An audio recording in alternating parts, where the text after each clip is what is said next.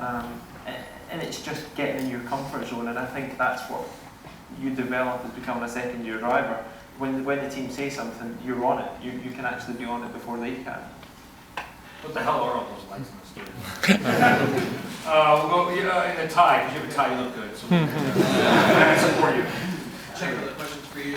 Do you prefer basically the old Bridgestone where you were 20 laps and basically qualifying laps versus this, new formula with Pirelli where you're doing a little bit more tire management and able to just go, 20 straight, qualifying laps, do a pit, and then do another 20 straight, do that 2-3 times?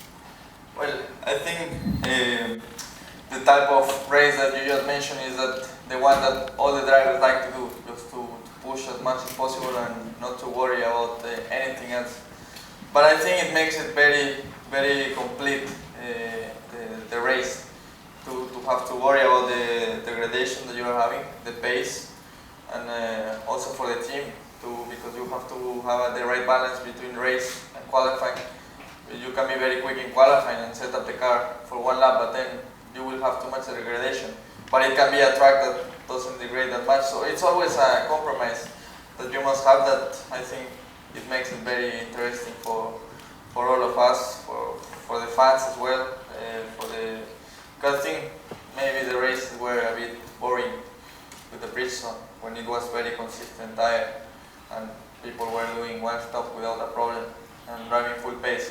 I think now you can do it, but it has to be on the edge, and you don't know like what happened to Fernando. He had a big drop in the end, and it's something unexpected. So I think it's very interesting to have such a tire that make us work a lot.